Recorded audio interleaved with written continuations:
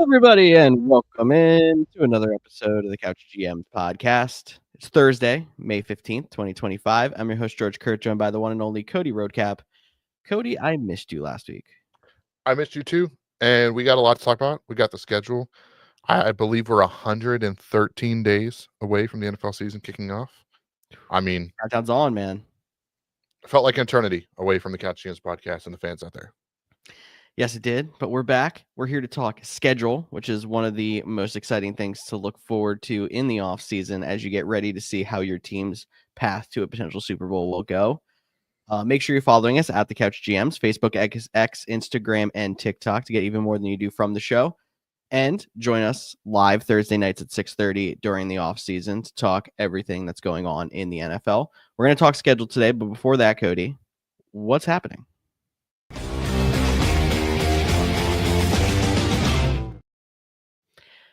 The big news that dropped when we were off the air last week, Cowboys trading with the Steelers for wide receiver George Pickens. They finally find their wide receiver too, and I wonder why the Steelers decided to move on from Pickens as well. Yeah, I mean, I always get a little, and we don't have to spend too much time talking about this since this story is a week old. We just missed it, but I mean, it's been regurgitated, talked about it numerous times. But when the Steelers are ready to move on from a offensive player, it hasn't worked out for the other teams. Maybe that changes in Dallas. Pickens definitely has some skills. They have some talent. For me, the biggest question is DK going to switch back to 14 now? I would think he would. There's nothing holding him back now, but I mean, that's the real question now as we go into week 2 of this happening. I mean, for sure. But and honestly, in terms of the outlook, like the Cowboys needed another guy outside of CD. I think they'll complement each other really well because CD has, he can play everywhere, but he's really progressed and dominated from the slot. And Pickens can be that outside guy. They bolstered their offensive line early in the draft. They still have some question marks at running back. Dak Prescott's back healthy. It's going to be another year of Cowboys fans talking themselves into like, maybe this is our year. They have a tough division. But at least this is one move that I think everybody can agree on the surface was in a positive direction for the Cowboys, which has not been, I mean, they're no Giants organization, but they haven't had the best track record of late. No, they've been very good at drafting to keep themselves relevant lately, but they haven't made any of the moves they needed to outside of that, is what it seems like in the recent future. I think this is going to be good for them in finding a wide receiver too. I don't think Pickens is going to be quite as impactful as he could have been in Pittsburgh, being a wide receiver 1. With that being said, he doesn't have to be because, like you said, CD Lamb now can focus on probably working more from the slot. He's still going to be the focal point of the offense. And I think it's going to be a solid trade for the Cowboys. I just don't know if it's going to be this absolute game changer home run hit that some people try to make it out to be when they're trying to say the Cowboys are back. I think it's just going to be a great supplementary piece. I mean, I think it'll bolster them a lot. Like you saw CD had to like gut out everything on the line last year, even when Dak Prescott got hurt and then CD got hurt. So I definitely think, this move moves the needle in a good way. I don't love, amping up or hyping up the Cowboys. That's not something I enjoy doing. I don't think you do either. Yeah, but I do think this is a good move outside of the fact that typically the Steelers know when to move on from a player. And maybe it's they just know they're not going to pay him because they just paid DK Metcalf all that money. I will say, with not knowing the quarterback situation in Pittsburgh, we can all speculate and assume it's going to be Aaron Rodgers, but we don't know that for sure. I think in terms of as we sit right now on May 15th, Pickens' fantasy value went up, being the, wide receiver 2 in Dallas versus, wide receiver 1A, B, depending on how you rank him in DK with Mason Rudolph. Like, because Rodgers isn't there, you can't count on him as much as we want to, as much I think we both agree we think it's going to be him sometime this summer. But I think as of right now, Pickens' value went up too. But it will be interesting on the top of the drafts go with CeeDee Lamb. I know he was, one of those top 5 picks. Is he still up there to people to see fall down a little bit now that he has some competition? We'll have to wait and see. And I don't think just an early indication he's going to, because there's a lot of wide receivers up near the top of that board that have solid or above average wide receiver 2s with them. And they've been completely fine. Jamar Chase, probably wide receiver 1 consensus going into this fantasy season, is one of those guys. Yep, I would agree with that. Moving on to the running back position. Just yesterday, Derrick Henry signed a 2-year, $30 million extension to stay in Baltimore, now making 3 years left on his contract. And it seems like he wanted to retire as a Baltimore Raven. And after the productivity last year, well-deserved extension for him. Yeah, it's cool to see that, the running back over 30 can still get paid. I mean, we've talked about it. Is Henry going to eventually hit that wall? He has no signs of slowing down. I think he's in the perfect system. I think, he's also the guy that if he can be successful with 15 carries, 10 carries even, like he can carve a role out of himself as like if they bring in a younger guy that maybe is a little bit more explosive, or maybe even Keaton Mitchell, who was a rookie that tore his ACL late in the season, didn't do much last year, starts to have a little bit of a breakout this year. Like he would complement him well. But Henry's getting paid, and he's going to be in Baltimore for the foreseeable future and possibly the rest of his career. Yeah, no, it's crazy to me because it felt like he didn't get as many carries last year as he had previously because they were splitting him on third down with Justice Hill and such, but he still did break the 300 carry mark. And I do think his season would have been under a lot more of a spotlight if it wasn't for Saquon Barkley rushing for 2,000, because he still broke 1,900 yards and 16 touchdowns. So I don't think there's any sign of him slowing down. You're probably going to see another year of high workload for him. But again, I do think he is the person, if you find a good complement, that can make 15 carries in a game work, which means by the end of his 3-year contract here now, he'll still be a very effective running back. And Baltimore will probably still be a relevant team as they keep continuing to build to last. Where are you taking Derrick Henry on May 15th in fantasy drafts? I mean, he was a guy went that was pretty late last year, considering he's Derrick Henry. he's going end of round 2 last year, had almost 2,000 yards. Have to think he's back up there in round 1 conversation, despite being 30, going on 31. I mean, just without looking at players with him, I would probably consider him a tier 2 player. So what, mid to later first round? Him or Jonathan Taylor? I could probably be talked both ways. I would probably lean Derrick Henry at this point. Him or Bijan Robinson? Bijan. Him or That's tough. him or David Montgomery? Well, Derrick Henry. Okay. I'm just Yeah. Hey, some people, David Montgomery was going higher than, I mean, obviously Gibbs wasn't going, people were taking them both in the top 3 rounds, but That's true. those are Last just year, some I of the think it was a little bit of an over exaggeration of that backfield. And I'm interested to see if Gibbs takes more like a 60 or 65% role this year instead of that 50-50 split after last year. I mean, we're not talking about Gibbs, but he's what, running back 3, 4 at Yeah, this I'm point? not talking about like Gibbs being exaggerated, but being that high. I think Montgomery was drafted a little higher than I expected him to last year. But I mean, until he got hurt at the end of the season, he panned out in every way, shape, or form as you want for a guy you take that high. So It's fair. all right, we have all offseason talk, fantasy drafts, and where people are going to go. Let's get back to the news. I think we have one more thing to talk about. We do. So, interesting one here. If you haven't heard, 2028 Olympics are in Los Angeles, and the home country gets to basically pick a sport that gets sworn in for at least that Olympic Games. United States, being what we are, made flag football that sport for the upcoming Olympics, and the NFL will be voting on a resolution that would allow NFL players to participate in the flag football event in the Olympics, which I think would bolster up some other teams, because there's obviously some guys who are going to participate from other countries, but the United States being the predominant nationality of NFL players, it would make it very tough for other countries to keep up. I will say flag football is, a different animal, different game. Not that I don't think hear what I'm not saying. Our players can definitely translate. It just won't be what they are used to by playing on the Pro Bowl. I guess that's of the stakes be high. People play flag football all the time.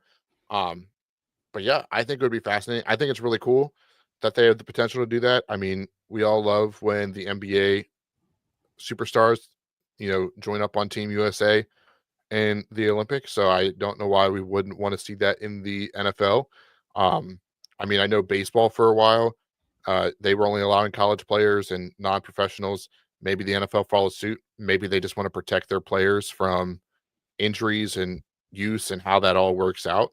So I don't think the vote's going to pass as much as I would like to see it. Yeah, it's a tough one because part of me is like the NFL is going to want to protect their players. The other part of me is the dollar signs that you get from having not only your sport, but your sport's biggest stars put out there on international television. Because I think the NHL is actually one who you probably don't know as much about this as I would. They've not allowed their players in the Olympics for a while now. They're starting to come back into that. They're going to be in the Olympics in 2026. They obviously play winter. Um, and I think that really hurt the NHL's brand as a whole. So now being able to have those guys back in international eyes and their like all-star replacement tournament this year was what they considered four nations. They had US, Canada, I think it was Sweden and Finland playing, and that also brought a lot more attention. So I think the NFL, it would almost work like a marketing tool if they Do were they allowed need it their though? players to do it. We That's already the other have argument. not. Do they need it? We But already have 9 international games. yeah, Like, we're working on getting games in Australia. I say we're, like I'm a part of the NFL. I'm just a dude at home podcasting. Uh, they're working on games for Australia and Asia, which I don't know how they're going to work with the 12 plus 16-hour time differences, but the NFL already has a major international market that it seemed like something like, hey, the Olympics are great, we'll support it, but let the guys, like, I think it's more likely that the UFL, XFL, I don't know what they're actually titled now, the Missouri Battlehawks, UFL I think is what you yeah, the Roughnecks, those players out there, I think they're more likely to jump over to the flag football realm than Tyreek Hill, Jamar Chase, Justin Jefferson, Patrick Mahomes, Lamar Jackson. As much as we'd love to see, Lamar Jackson playing flag football, I think that'd be a lot of fun. I just don't think the NFL is going to allow it. I mean, they don't even allow some of these quarterbacks to play pick up basketball at the gym in their contracts. Like, we want them to go play competitive international sports. That's fair. It's a very fair statement. And we're going to find out soon when they have the upcoming meeting that we're also expecting a tush push vote and a couple other things. So we'll keep you guys updated when we do hear more about it. Are you ready to talk schedule release, Cody? I am. I mean, that's the biggest news of the week. All right. So Cody and I put together some of the biggest points from the schedule release that we could think of. Obviously, if you're hearing us live, jump in the comments. We'll talk about a couple of things you guys bring up, or bring up in the comments if you're listening on your podcast platform the next day. We'd love to get into a conversation with you in the comments as well. But starting off, primetime games. So you and I had a little bit of a debate on this pre-show because we were like, do we consider primetime games or like standalone window games? I guess is the way that we were talking it, being as like early Thanksgiving or like those Saturday doubleheaders may not count as primetime games, but we'll stick with games after 7 p.m. Chiefs lead the way with 7 this year. Not too shocking. Yeah, I mean, the Chiefs lead the way. They're still the team. Speaking of international, they're going to Brazil with the Chargers week 1. The NFL just can't have the Chiefs starting out the season. I mean, the Eagles Cowboys kick off the season. We start there. Yeah. That'll be a great. I don't love divisional matchups week 1. I really don't. I mean, the Packers have the Lions. I think there's some other divisional matchups happening as well week 1. There are I quite think, a few. but it gets everyone excited. Eagles, Cowboys, then right into Chiefs, Chargers, then the full slate, which includes Packer Lions on Sunday. You have Bills, Bengals on Sunday Night Football, if I'm remembering correctly. No, it's Bills Ravens on Sunday Night Bills Football. Ravens. Sorry, Yep. Bills Ravens. I knew the Bills were in there. I keep getting mixed up when the Bills play the Ravens and when they play the Bengals, and then Monday night caps it off with Caleb Williams, Jaden Daniels. No, that's not JJ that week. McCarthy. JJ McCarthy. So Yep. Bears Vikings in that Bears Monday night Vikings. game. Maybe I should have had the schedule up while I talked about it, but I didn't. You gave me But time no, to pull it up while you were talking, but no, there's at least one or multiple good games in each window, it seems like. So yeah, I think week 1 has a killer slate, especially with the primetime games. We get to see the teams that got to compete. But speaking of like elite slates, I don't know if we've had a Thanksgiving that was more football, more games. And obviously, this is May. We're super excited. These teams can change, injuries will happen, teams won't be at expectations. But Thanksgiving this year being Packers at Lions, they better have Jordan Love's turkey leg this year. That's all I'm saying. No, we only made one turkey because we expected the Lions to win, or Greg Olson ripped it apart, so now they didn't have it. I don't want to hear it. Jordan Love gets his turkey leg in Detroit this year. Then you got Chiefs, Cowboys, another primetime game. I think they're counting that as primetime because it's in the fourth. Who knows with how they're counting primetime. And then Bengals at Ravens divisional matchup to cap off the Thursday night slate. Honestly, it doesn't get much better than that for football and food day. No, it really doesn't, because Packers Lions last year was good. It's going to be, not as good as it should have been, I guess, but Oh, that was 2 years ago. I mean, the that was Packers. 2 years So ago. My bad. this is the third straight game for the Packers on Thanksgiving. They played the Sunday Yeah, night game last year. my bad. I was But the thinking of third straight. that. But no, Packers Lions going to be great. They put the Chiefs in that window. There's still a lot of Chiefs buzz, as much as like, oh yeah, I don't really care. Maybe if the Cowboys are more competitive, that'll be a fantastic game still. I don't think they're going to be as bad as last year. And then Bengals Ravens last year was pure football symphony. And maybe we'll get that again this year, even if in one of the games, if it's on Thanksgiving night, that's a great nightcap. Yeah, really looking forward to them. Back to like the primetime conversation. Interesting that the Browns, Saints, and the Titans have no primetime games. So that means no Cam Ward primetime. Typically, you see the number one pick at like at least a Thursday night game. Like, where's Titans Jags? Could we have gotten that? Like, that used to be the staple for the Color Rush era. Yeah, and that was the staple for Derrick Henry 200-yard games. That's what brought him on the map, I feel like. The 97-yard touchdown run in that Color Rush way. I mean, that's how he made a name for himself. But they have no picks. And then we talked about the Chiefs with 7. There's a couple other teams that are up there, like you mentioned, the Eagles, of course, because they just won the Super Bowl. They're at 6 primetime games, but the Falcons, they're at 5 primetime games, and that one is the one that caught me off by surprise. Like, Cowboys, we hate calling them America's team, but they draw numbers. I get it. But the Falcons being up there with the Bills, 49ers, Lions, and Packers, and maybe some people say the 49ers too, expecting them to regress a little bit. But were you surprised to see the Falcons with 5? I was. It seemed like a very big over-exaggeration on it was a solid team. And I think they're going to be a solid team again this year. But we saw 3 weeks of Michael Penix, and we're like all of a sudden like the Falcons are back. It feels like by this schedule. Yeah, it's also crazy because like, not even a month ago, 2 weeks ago, 3 weeks ago, I guess now, we had NFL draft happen. Falcons trade their first round pick next year, and everyone's like, "That's a terrible pick. The Falcons could have a top 5 pick next year." And now we're going to see them in prime time 5 times. So Yeah, definitely something to pay attention to as we go apparently throughout the the season. NFL doesn't think the Falcons are going to have a top 5 pick next year, but they've been wrong before. Yep, we talked about this off show. The Broncos, when they got Russell Wilson, they had all those prime times games, and they were just hard to watch. We were praying for some of those games to get flexed by the end of the season, and I think 1 or 2 might have. Yeah, and I think this year that's a good point too. I don't have all the rules memorized, but I think you can flex Thursday night games now as well. With I think a 3-week notice, I think is what it there's is. more notice time that requires it. Yeah. You can flex Sunday night games earlier in the season. Mm-hmm. So flex. We get so excited for the schedule release, but games are going to get flexed and move around. That's why, like, heck, they don't even everyone. I feel like week 16, 17 now is just like TBD. We'll figure it out then. But they don't even try. They did make a lot of week 16, 17 TBD on this schedule. Or I mean, 17 it's like, oh, it's going to be not in prime time, but it could be 1 or 4, that kind of thing. Mm-hmm. Yeah. Heck, the weeks, I guess that's 18, 17, 18 now. We're still no, 16 actually still had a weird flex situation, I want to say. Like, they might have put some games in windows, but they're like, we might not keep it there.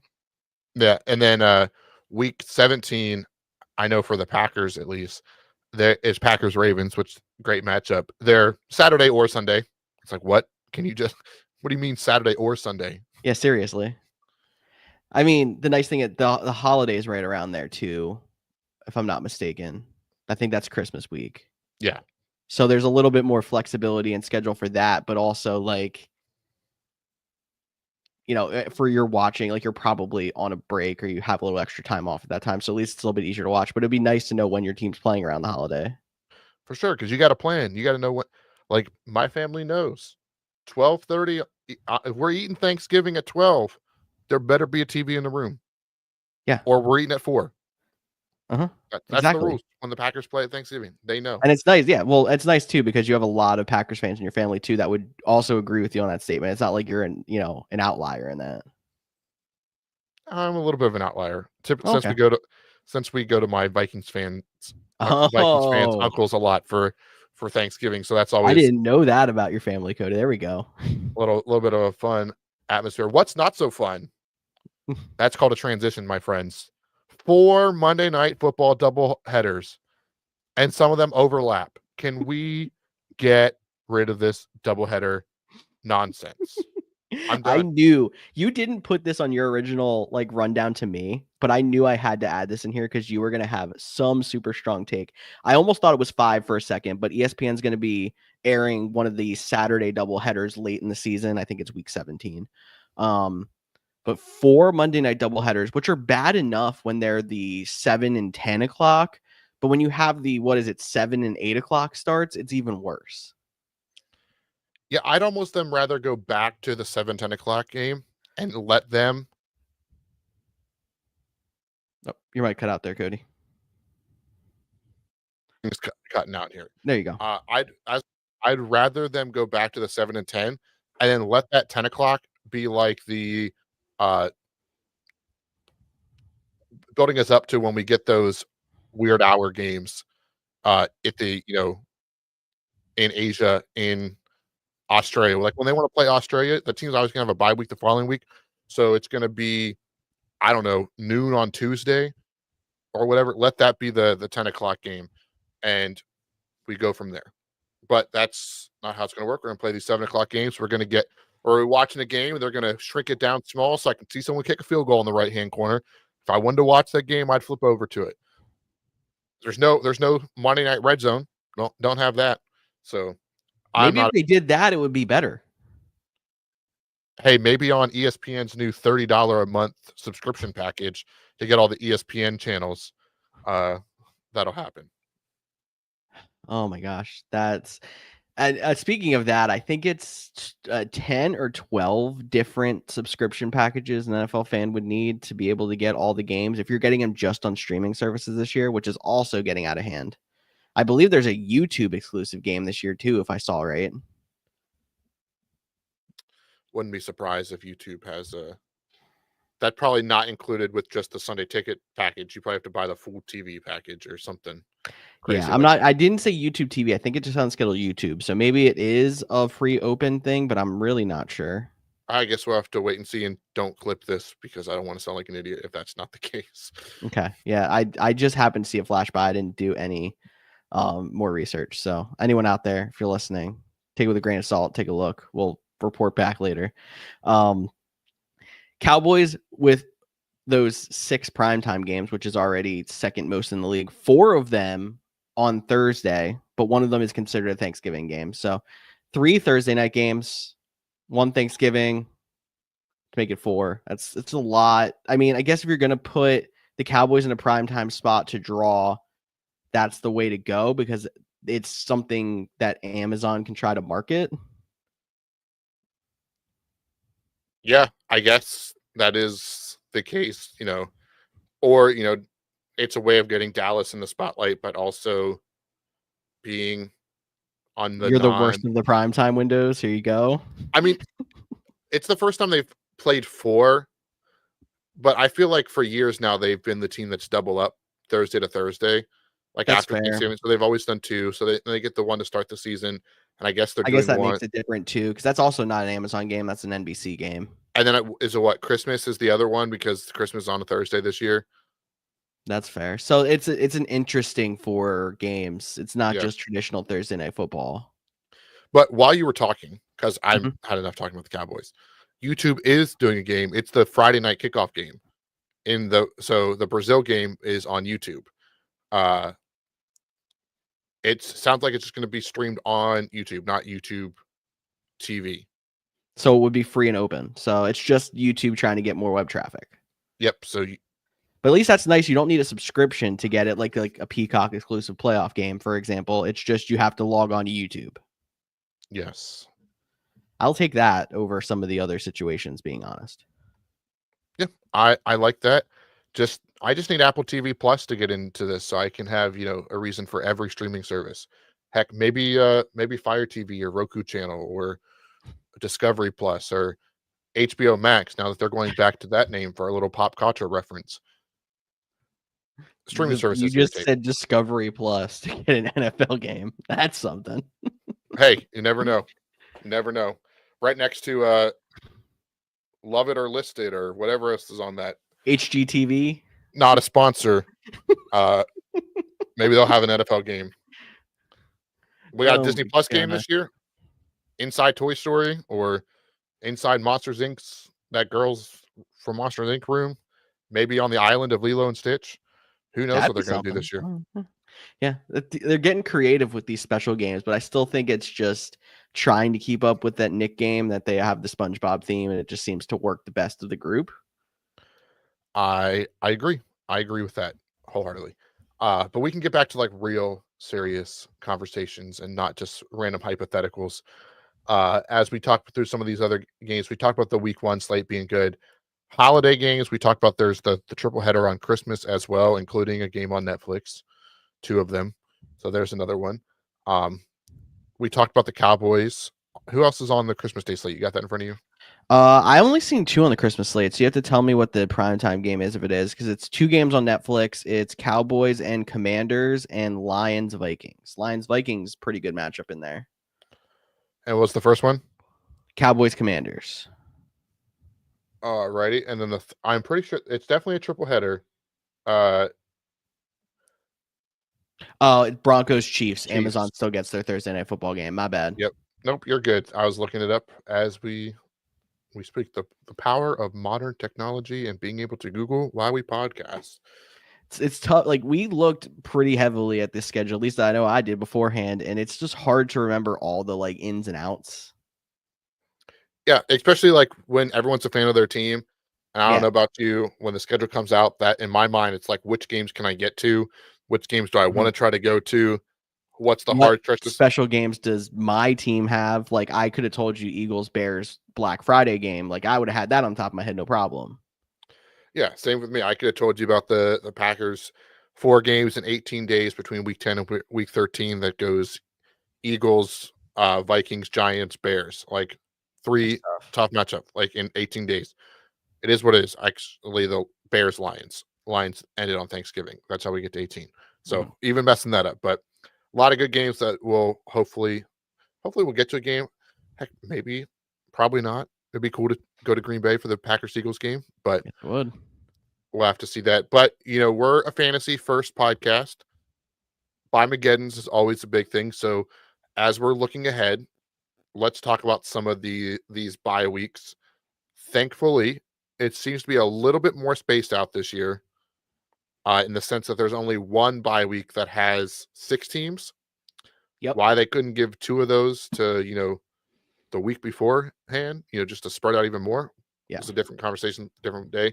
But bye weeks go from week 5 to week 14 again this year, with no bye weeks, week 13, because that is the Thanksgiving holiday week. So Yep. 6 teams are going to get like the mini bye for playing on Thanksgiving. But week 8 is the name to watch when you have the Jaguars, Raiders, Lions, Cardinals, Rams, and Seahawks. And that could have some big fantasy implications, as obviously the Lions running backs on Ross St. Brown. People are going to be excited about Ashton Genty, the Jags with Brian Thomas, Cardinals, Marvin Harrison Jr., Kyler Murray, excuse me. The Rams, Puka, Devontae Adams, the Seahawks, JSN, Cooper Kupp. So a lot of big names in week 8. But right in the middle of the season, right around trade deadline too, so maybe you can swing a trade to help do a win. At least in terms of fantasy trade deadline. So looking forward to only have to do it with that one time this year. Maybe you just stack up NFC West players, eat a loss week 8, but win everywhere else. I don't know. Yeah, and just week 14, week win and get in. Yeah. week is Patriots, Giants, Panthers. Not a ton of names that you're worried about there. Then you have the 49ers. That's going to be the big team, especially if like CMC stays healthy. You'll have George Kittle, Brandon Ayuk is back, Ricky Pearsall. That is going to be if you need to win and get in and you lose out your best player in a CMC or George Kittle, that could be a tough thing to overcome, but you can definitely do that. But also looks like week 10, Bengals, Chiefs, Cowboys, that'll have some big names out there, as long as week 12, Dolphins, Broncos, Chargers, Commanders. So those are some big names of key fantasy players to expect to be without later in the season. Definitely. I feel like week 5 comes up so quick as well. But I mean, Steelers, Bears, Packers, Falcons being week 5, there's going to be some guys in there, but it's not going to be your most devastating bye week. But some of these 2-team bye weeks, I think week 6 and 7 are going to hurt more than a normal 2-team bye week. Texans, Vikings, they normally have quite a few players on both those teams, and then Ravens, Bills the same way. I feel like week 7 Ravens, Bills might be as impactful as week 14's bye weeks, except for the fact that it's the week before the playoffs start. Yeah, that's a good point too. Ravens, Bills, they'll have at least the Ravens. I guess Ravens, Bills, like on paper, it seems like a powerhouse, but if you think about like that, it's 2 solid quarterbacks, it's 2 solid running backs, 2 solid tight ends, probably for both teams, maybe, and then both teams, maybe, and then wide receiver, a wide receiver, yeah, being what, Zay Flowers. Yeah, and I'm trying to think who we're gonna throw out there for the Bills. We're have a lot of talks about Bills wide receivers in fantasy, I think, coming over the offseason. I'm just envisioning that. Yeah, and then for that week 6 one, the Vikings one, why that one's interesting isn't so much for the bye week, is that's after their 2 weeks in a row Europe trip. Not 2 weeks playing in London like we've seen Jacksonville do. They will be the road team for Vikings Steelers in week 4, and then take a little quick, maybe a train ride, because that's what they do over in Europe, if that's even possible. I don't know. I'm not a geography expert. Probably not. Thinking about this. To where? Ireland to London. I don't think you can take a train. Yeah, I don't know if you can take a train from Ireland to I think London. there's You can water take a in train between. from London to France. Yes, that you can do. That I know. Sorry, I'm not as cultured in European travel. But we're gonna make a European travel podcast. No one's gonna listen to it because we don't know what we're talking about, but it's fine. Yeah, they get the playing back to back, but ironically, they're the road team for both of these. So in turn, they give up 2 road games to play in neutral sites twice, both across the pond. Pretty, sneaky move by the Minnesota Vikings that I think will work out for them. Yeah, I mean, the way that you put it, where the NFC doesn't have the extra home game, but you give away 2 road games, you get that out of the way in one shot, then get a bye week. Like it actually, a lot of people looked at it as like the Vikings taking an L with the schedule by having to be in Europe 2 straight weeks. Getting it out of the way by week 6, having the bye week to reset in by week 5, and then bye week to reset in week 6. Like, I think they actually are going to benefit from it by the end of the season, having the extra home games, and then they'll still be rested up after the trip, having the bye week. Absolutely. And for what it's worth, I don't know how it works. Because of, again, modern technology, it looks like I can buy a train ticket from Dublin to London. There's a tunnel somewhere. Must be, because maybe we don't need to go any more about my poor geography skills on this podcast. All right, Cody. We say that schedule release day is the Super Bowl for social media teams. And I feel like even this year, I didn't hear quite as much buzz coming up to this as I have in the past. But before we do this, we talk about the good, can we talk about the bad? Yeah. Enough with this 7 days of releases, a game here, a game there. Yeah. Let the social media team shine. Announce it on this day. I don't need a announcement at the draft that in 2 weeks we're announcing the schedule. But on Monday, ESPN's going to announce one of their games, and on Tuesday morning, CBS going to announce theirs. But on Tuesday afternoon, Day PA or Good Day Fox or whatever their show is called, they get to announce a game. Then on Around the Horn on ESPN, they're going to announce another. I don't want that. Just give me the schedule all in one lump sum. I don't need the anticipation. It's more annoying than it does any build up. Just give me the schedule at once. That's all. I Now we agree can talk with about the that. good. I agree with that. Even if they had to announce the international slate earlier and that's it, like I would even be less mad with like, okay, international slate gets announced on Monday, everything else gets announced Wednesday. That's it. Not this whole little sprinkling in of whatever. 100% agreed. All right. So anyway, social media team Super Bowl. We're looking at any social media teams that had some absolute fantastic schedule release videos. I have 2 on here I wanted to mention. Cody had 3. Do you want to start off because you have 3? Yes, but one more caveat because now I'm obsessed. You need a boat. You can't take a train. You can buy a train to the boat station, then take a boat, then boat to the train. But we are done with the Dublin to London. I was right. We're done. Okay. Despite what Google's chat, whatever they told me.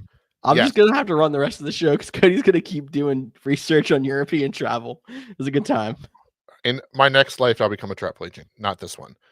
Okay. This one, yeah. you're a fantasy football podcaster. All right. So, and we're going to talk about social media teams. Some of them hit some home runs. Some of them did some, fun ideas, uniques. My favorite, and I didn't watch a ton of them. There was like, I'm also kind of like, everyone does one now. It's not, as it's hard to watch them all. But my favorite one I did see was the Buffalo Bills.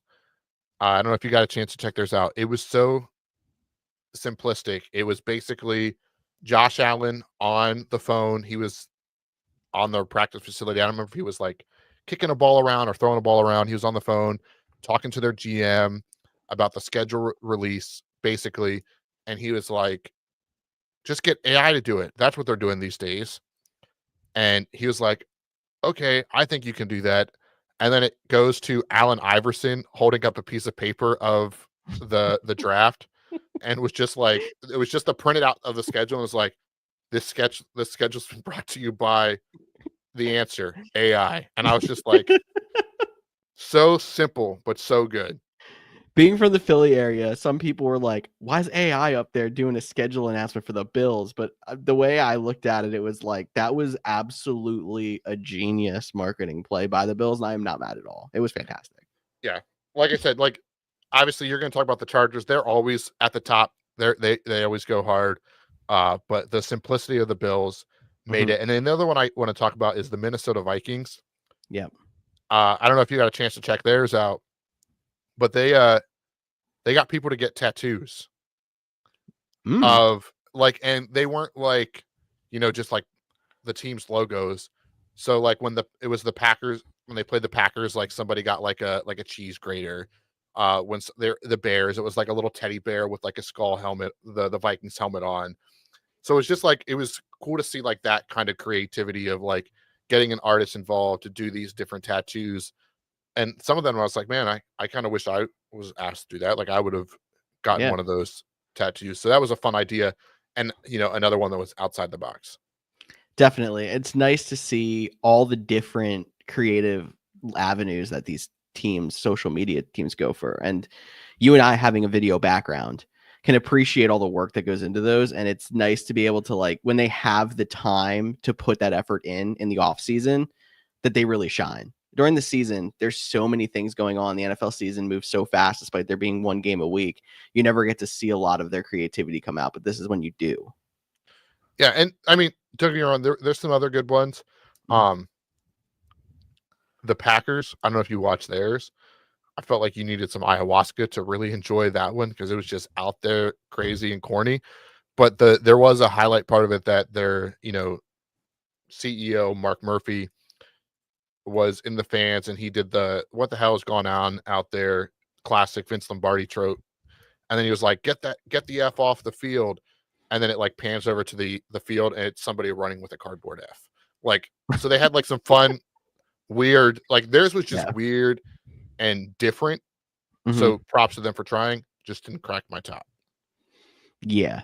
There were some that were just not very good. I'll admit the Eagles one was very underwhelming to me. They basically just had cinematic shots of the Lombardi Trophy with some music from the Philadelphia Symphony Orchestra in there. Obviously very artistic in a sense, but it was very blah to me. I don't know if you saw the Browns video. It was their mascot basically just doing different things, morphing with AI. And as much as it was creative to a sense, it just never really hit for me. It looked very strange. Yeah, that one did good. I'll give a shout out to the Bengals. They did SpongeBob memes, at least on Twitter. I don't know what their video was, but they Yeah. posted a SpongeBob meme for every matchup. That was fun.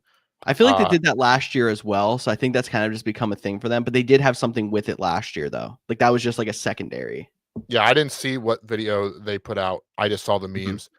And then the Jags doing getting that guy from the like sticks his head in the ice water.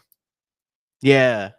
That was I Mhm. forget what his name is, but that was interesting as well. But So two I had on my top, the Chargers, they went into Minecraft and did theirs, and some of their plays inside of that were just hilarious. They had an eagle destroying the Chiefs when they announced their game against the Chiefs in week 1. And then their hit at the Raiders with the QR code. Did you see that one? where like took him to like a couple different pages and then finally was just Yeah. like a blank page with an L. Yeah, exactly. It went to a page where it was like Chargers fans click here, Raiders fans click here. If you click the Raiders one, you had to keep clicking QR codes through like 6 or 7 different pages just to come up with a big L. That was super creative, not only then on the social media side, but then they drove web traffic and it was a good little joke. So Chargers, I think, did a great job. Yeah, and then I guess just have to throw it out there, talk about the Indianapolis Colts, their whole situation, which they actually had to take theirs down for crossing some lines with their rights to Minecraft because they took some things too far, including things like Tyreek Hill getting arrested by the Coast Guard as a dolphin. I did see Tyreek like retweeted this, like, this is funny, you could have kept it up kind of thing, but I guess they got some backlash for it. They also included some stuff like Patrick Mahomes' dad drunk fighting John Rocker with Kermit Mahomes. Like that was an interesting take on that one. Kyler Murray was a chicken jockey. The Ian Rappaport, Jordan Schultz fight at the Starbucks, circling back to their time in Indy. The Titans one was pretty funny. They had like Vrabel, Hopkins, and them. They all disappeared, and there was no one left, kind of thing. They had also Will Levis get hit by a truck. So just some weird ideas. They end up taking theirs down, but you can still find it on Twitter if you want. Yes, they did. And then one of the winners of the last few years, the Tennessee Titans, who the last few years they went out on Broadway and they were asking fans what team it was by just showing the logo. That was fantastic. Did that the last 2 years. They took a shift and went to a drug commercial and made Schedule Rizzy, which was absolutely fantastic. They basically redid I think it's a Sky Rizzy commercial and talked about how the schedule can fix your issues. And it was fantastic. Yeah, they did a good job as well. At least they're doing something right. Yes, their social media team, they are a lot like the Chargers, where like even when the team's bad, their social media team hits it out of the park. For sure. But George, we just talked 45 minutes about the schedule. I think that means it's time to wrap up. But you got anything else to chat about before we get out here? No, this is just the one thing in the offseason after the draft that really gets you going again. And then soon enough, Cody, you and I are going to be talking a lot of fantasy, looking at some drafts, getting ready for the season. Absolutely. We have a fun episode coming up next week where we talk some quarterbacks and we start getting back into the swing of things and talking fantasy and all that good stuff. And we hope you join us then. But as always, thanks for listening to another episode of the Couch GMs podcast. Make sure you hit up the comments, the likes. I know it's the off season, it's slow. And if you need a break from football, we get it. Sometimes we do too. But if you want to be a part of the conversation, follow us at the Couch GMs on Facebook, Instagram, Twitter, X, TikTok, all those good places. I'm Cody Roadcap. That's George Kurth. And we will talk to you all next week.